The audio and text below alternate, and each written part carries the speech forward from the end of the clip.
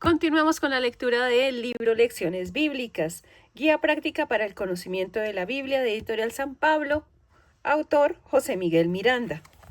Ya vamos en la segunda parte del libro, ¿pueden creerlo? La segunda parte trata de los libros sagrados.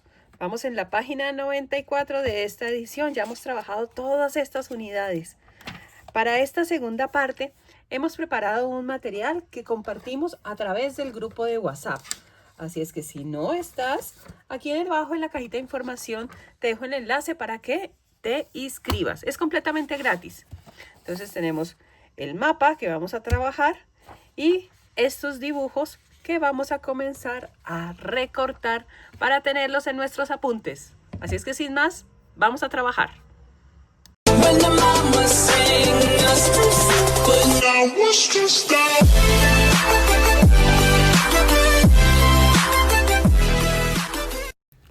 Capítulo 11. Israel, el país de la Biblia. Antes de acercarnos al estudio particular de cada libro bíblico, vamos a presentar una visión panorámica de la tierra en que se desarrollaron las escenas que ellos nos narran, Israel. Israel es el país donde se presentó el drama bíblico. Y qué casualidad, hoy en día seguimos con drama bíblico justamente en Israel también. Antiguamente, y así lo vemos en las Sagradas Escrituras, se llamaba Canaán, la tierra prometida, Palestina. Hoy se le llama también Israel, tierra santa, patria de Jesús, etc. Israel no fue un país independiente, sino que tuvo que ver con muchos pueblos extranjeros, debido a su situación geográfica envidiable y a sus momentos históricos, entre ellos asirios, fenicios, arameos, etc. Pero sobre todo tuvo que ver con tres: Mesopotamia, Egipto y Roma, célebres en la antigüedad por su progreso y cultura. Los tres influyeron grandemente en el mundo israelita y dejaron huellas profundas en su historia. Síntesis geográfica. Límites. Israel está limitada así: al norte por Libia y Siria, al sur por las estepas del Sinaí, al este por el desierto de Arabia, al oeste por el mar Mediterráneo. Superficie. Se divide en 4 zonas: la costa mediterránea, que está formada por la llanura de Sarón y la región filistea, con un suelo más bien rico debido a la facilidad del riego. La depresión jordana, el Gor, llamado así porque desciende hasta 392 metros por debajo del nivel del mar. Por ella pasa el río Jordán, que nace en la falda del monte Hermón a 2000 metros de altura y desemboca en el Mar Muerto o Mar de la Sal, como le denomina la escritura, pues su grado de salinidad es tan elevado que no existe vida en sus aguas, 24% de sal, es decir, 5 veces más que lo corriente. Hoy en día hay personas que se sumergen en el Mar Muerto, pero no por mucho tiempo. Tienen un tiempo mínimo para estar ahí y dicen que tiene poderes curativos. Pero ese ya es otro cuento. Varias montañas se elevan a uno y otro lado del Gor, pero ninguna sobrepasa de los 1000 metros de altura. La Transjordania, al otro lado del Jordán, se expande hasta el desierto de Siria. Ahora veamos la agricultura. En cuanto a la producción agrícola, se puede decir que es muy regular. Hay lugares como en la llanura de Esdrelón, en Galilea, al norte, que son más bien ricos y ofrecen cosechas abundantes de trigo, maíz, cebada y otros cereales. También se dan árboles frutales, legumbres y plantas. Hay otras regiones menos ricas, como la de Samaria, en la zona central. Hay regiones pobres, como la de Judea al sur. Y hay finalmente regiones muy estériles, como las de Neguev, que realmente ahí no crece nada. Ganado. Se cría el ganado menor en bastante abundancia: carneros, cabras, asnos y especialmente ovejas. En el sur también existen camellos. Estaciones. Solamente hay dos, la lluviosa y la seca. La temperatura depende de la cercanía del mar o del desierto. En el Valle Jordán la temperatura asciende a veces hasta 50 grados. En invierno los días son fríos. De vez en cuando también nieva. Y en el verano el rocío, tan celebrado por los poetas y profetas bíblicos, ayuda a la fecundidad de los viñedos. Agua. Israel es en general un país escaso de agua, pobre de ríos que fecunden la tierra. Se puede decir que no existe otro más que el río Jordán, insuficiente para bañar los cultivos. Hay tierras que fuera del invierno no reciben ni una gota de agua. Por eso, cuando las lluvias llegan, son celebradas como una bendición por las gentes. Siendo así, no es extraño que las páginas bíblicas, tanto la lluvia como el rocío, se consideren como uno de los mayores tesoros. En ellos ven representados la vida, la alegría, la fecundidad, la generosidad y, naturalmente, las bendiciones de Yahvé. ¿Quién no recuerda aquella exclamación de Isaías? Enviad cielos el rocío y lloved nubes al justo. Isaías 45:8. Y el diálogo de Jesús con la mujer samaritana en torno a la fuente de Jacob. Juan 4:13. Y aquel grito de Jesús: si alguno tiene sed, venga a mí y beba el que cree en mí, como dice la Escritura. De su seno correrán ríos de agua viva. Juan 7:37. Y muchos más que hacen alusión a la fuente y al agua. Desierto. Y junto al agua, el desierto. Son dos ideas que se contraponen. En Israel abundan los lugares arenosos, desérticos, como en Judea. Los autores bíblicos los conocían muy bien y los empleaban como símbolos y comparaciones para expresar desiertos espirituales siempre ajenos a la alegría y a la exuberancia. Historia religiosa de Israel. Antiguo Testamento. En este campo geográfico es donde se desarrolla el principio de toda la historia de la salvación. Aquí es donde Yahvé hace surgir los personajes que dirigirán a su pueblo escogido para llevar adelante el mensaje salvífico. Dios es grandeza, poder, fertilidad, pero Dios sobre todo es amor, como nos dice San Juan 1 Juan 4:8. Amor significa comunicación, confianza, alegría, diálogo, etc. ¿No echamos de ver esto en nuestras relaciones humanas?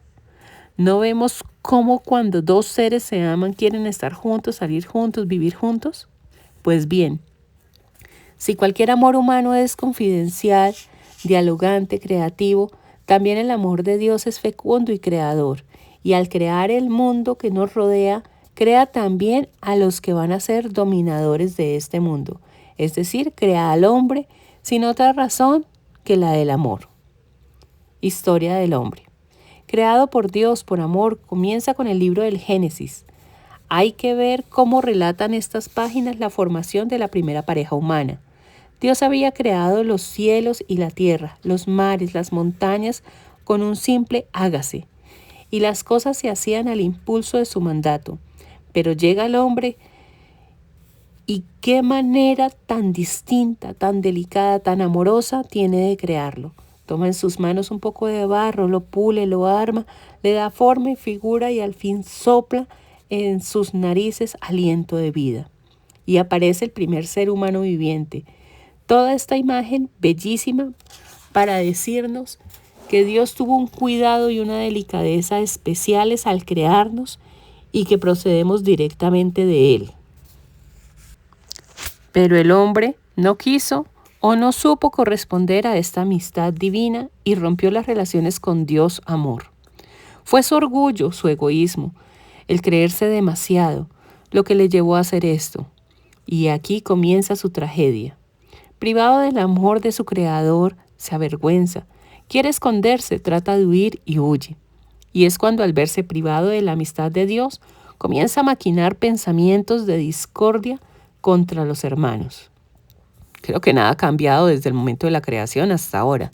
Seguimos en las mismas, El odio es algo que crece cada día más y parece que algunos se lucran de eso y tratan de alimentar en nuestros corazones ese odio por los otros tan infinito que a veces hasta no podemos controlar. Van pasando los años y el hombre fugitivo de Dios se va esclavizando, empequeñeciendo, degradándose. Está en conflicto, en ruptura consigo mismo y con los demás, y aumentan los odios y los rencores, las idolatrías. Y en el campo del mundo han surgido batallas enconadas, guerras fratricidas, egoísmos rastreros. El hombre y el mundo necesitan ser restablecidos, recuperados, vueltos a la amistad divina. Necesitan sentir de nuevo que Dios es amor. Pero ¿cómo vamos a hacer eso si cada día nos alejamos más de Dios? Si cada día inculcan más que Dios no existe. Si cada día hay más locos en las redes difundiendo un mensaje completamente opuesto al que nos da Dios. Debemos tener muy en cuenta esto al momento de involucrarnos con una u otra persona. Es mucho mejor siempre seguir las enseñanzas de Dios y guiarnos por Él. A veces torcemos el camino sin querer. El hombre, escribe Pablo VI, tiene necesidad de redención, lo cual significa que no solo está falto de un complemento de su perfección y felicidad, sino también necesita una reparación, una liberación, una regeneración. Necesita un perdón, necesita volver a ser hombre, reconquistar su dignidad, su verdadera personalidad, y luego volver a tener paz, alegría, ganas de vivir, esperanza. Recuperará además la visión clara del mundo, de los hombres, de la historia, de la muerte, del más allá. Pero ahora el destino humano en sí mismo se encuentra en un estado imperfecto, infeliz. Los mismos esfuerzos que hace el hombre para dar normalidad, forma, progreso, conciencia a su vida, terminan por denunciar con más claridad el estado de insuficiencia y degradación en que se halla. La palabra de Dios nos persuade a encontrarnos ante la necesidad de una redención, de una salvación. Para ello, Dios comienza por escoger un pueblo que sea capaz de responder a los designios de Dios para llevar al mundo en todo tiempo su mensaje de salvación. ¿Y quién será el jefe, el líder que se pondrá al frente de ese pueblo? Abraham es el llamado. Yahvé dijo a Abraham: deja tu país, a los de tu raza y a los de tu familia, y anda a la tierra que yo te mostraré. Haré de ti una nación grande y te bendeciré.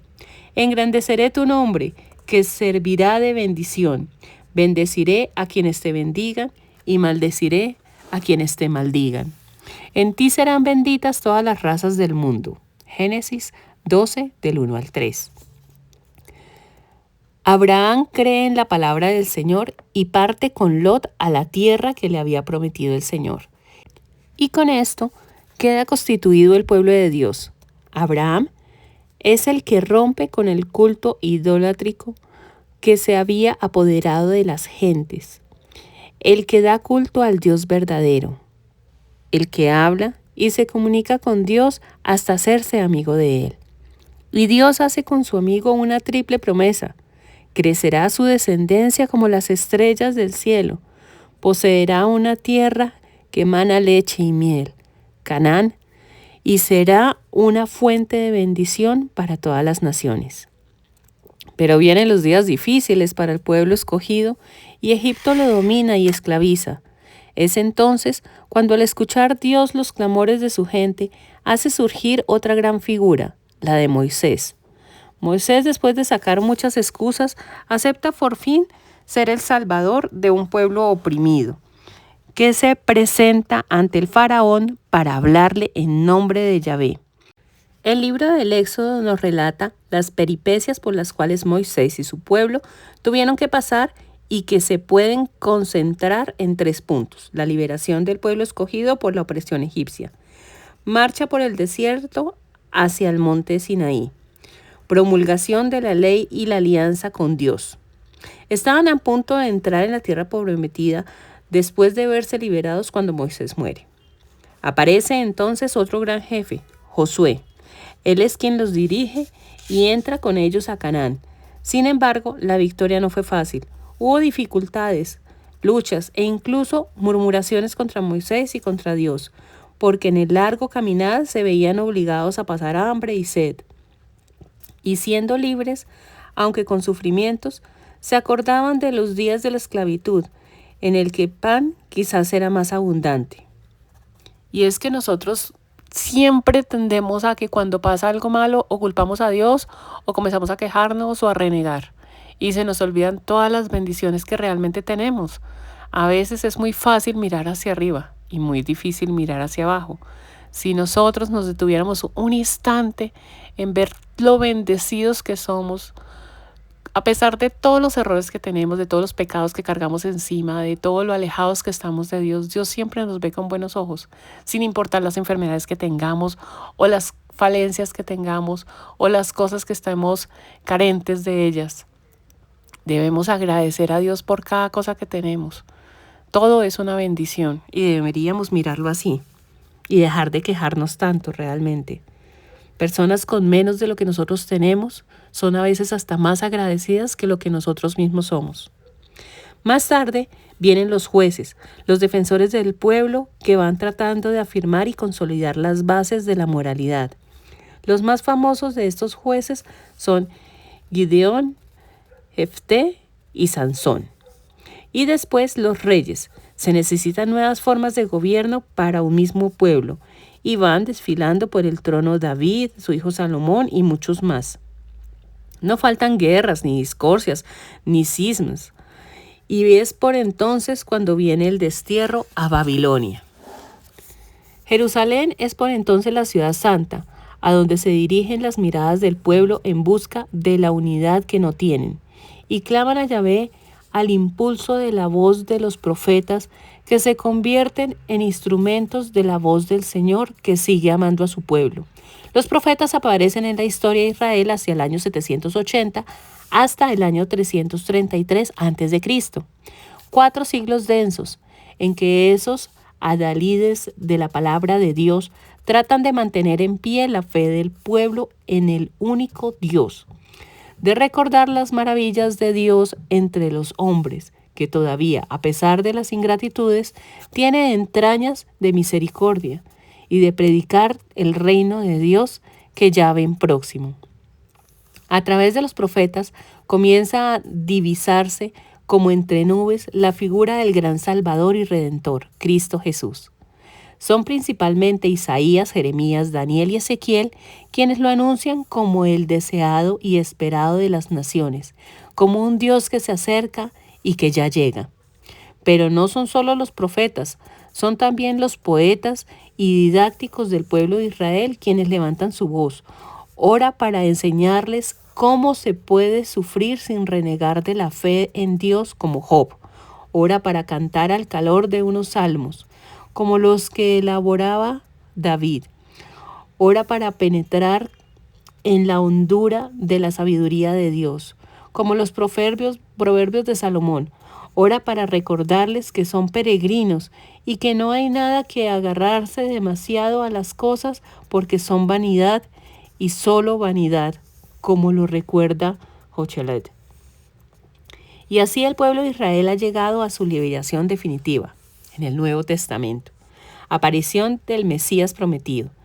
Y llegada la plenitud de los tiempos, viene Jesús, el Mesías, el Salvador, el Redentor, el Príncipe de paz, el esperado de las naciones, en cuya figura se cumplen las escrituras antiguas, la ley y los profetas. Aquí vamos a hacer una especie de collage siguiendo todo lo que acabamos de escuchar de este libro. Y vamos a formarlo con flechitas para así poder recordar aún mejor. Recordemos que la parte pictórica nos ayuda a tener mayor retención, así es que por eso les envié este material. Continuamos. Dice la carta a los Hebreos: muchas veces y de muchos modos habló Dios en el pasado a nuestros padres por medio de los profetas. En estos últimos tiempos nos ha hablado por medio del Hijo, a quien instituyó heredero de todo, por quien también hizo los mundos. Efectivamente, en el Antiguo Testamento Dios se sirvió de los profetas y maestros para instruir a su pueblo, Abraham, Moisés, David, Elías, Isaías, etc.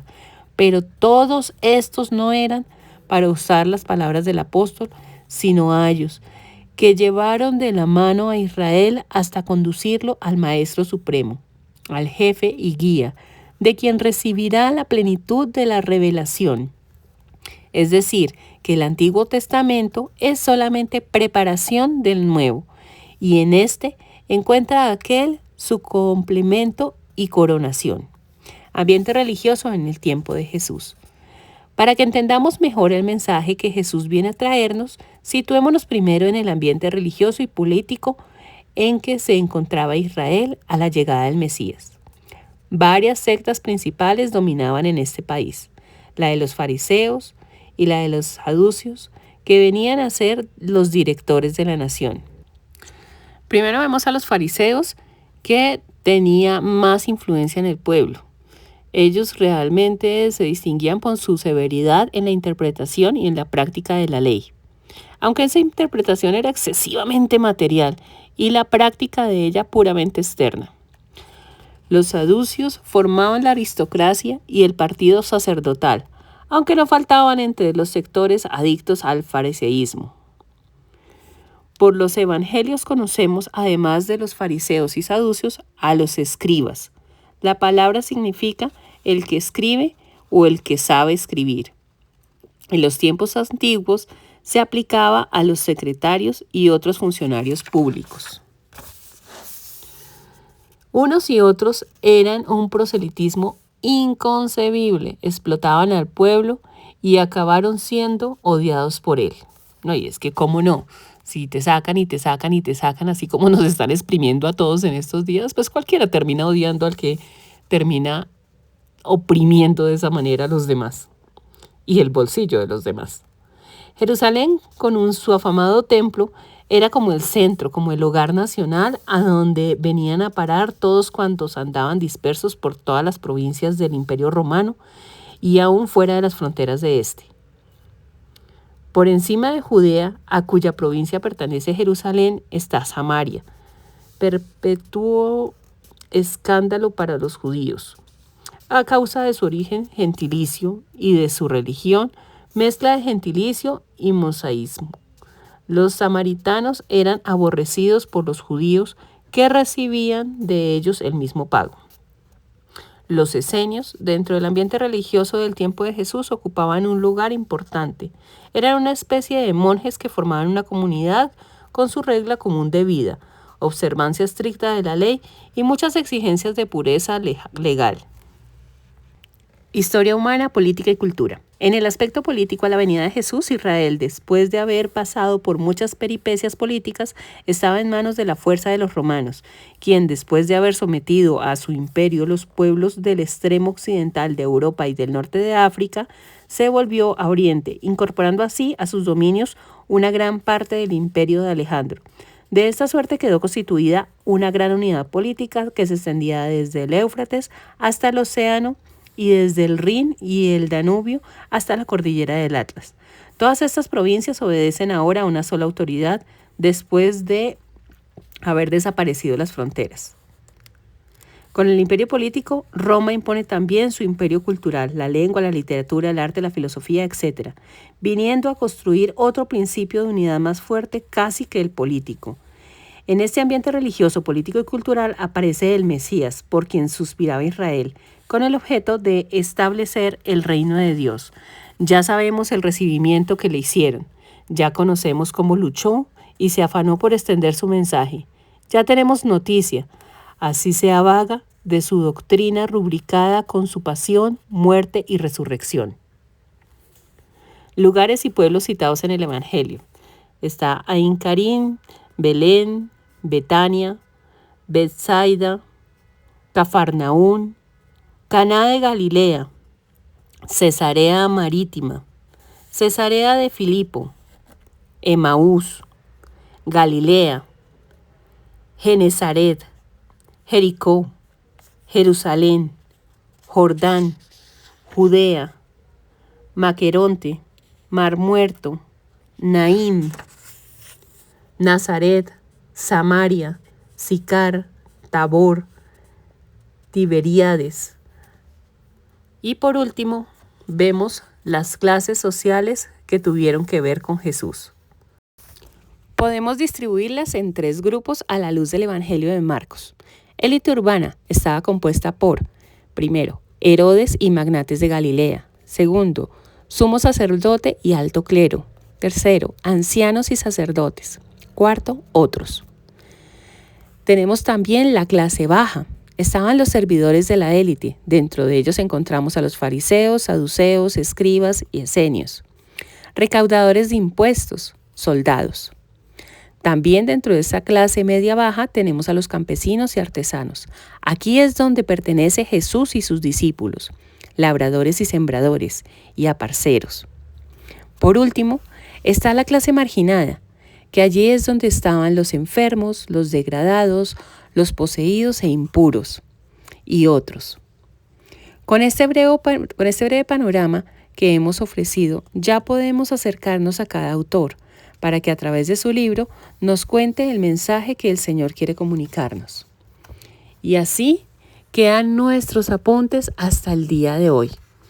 Recuerda dejarme en los comentarios qué te está pareciendo esta dinámica haciendo los apuntes con cada uno de los capítulos, si realmente estás interesado, si lo estás leyendo el libro, si ya lo conocías y cómo vas. Es algo que a mí me aporta muchísimo y pues la verdad es muy agradable y es muy gratificante saber que este trabajo que comparto a través de un video no se queda ahí, sino que realmente logra encender una llama en tu corazón para que también trabajes todo lo que es la Biblia y hacer este preámbulo que es el libro Lecciones Bíblicas del Padre José Miguel Miranda. Espero que en serio todos los videos te hayan gustado. Vamos a seguir trabajando. De aquí en adelante sigue bastante material que vamos a compartir en el grupo de WhatsApp. Si no te has inscrito, puedes hacerlo. Yo siempre lo dejo en el primer comentario fijado. Entonces puedes verlo ahí. También espero contar con tu like, ya que este trabajo es algo muy lindo de compartir, pero más lindo es cuando tú me regalas una manita arriba en cada video. Y pues nada, así es como vamos. Cuéntame si te está gustando, déjame saber qué piensas acerca de este trabajo. Y también en el grupo compartan que yo sé que eso es bonito para todos. Hay grupos donde yo estoy y pues la verdad es muy gratificante ver cómo todas las personas participan. Y pues nada, hasta aquí ya todo el capítulo y espero que les haya gustado muchísimo nuevamente. Ya sé que soy bastante reiterativa en eso, pero sería bueno saberlo. Nos vemos en un próximo video y muchas gracias por verme. Un abrazo enorme para todos y muchas bendiciones.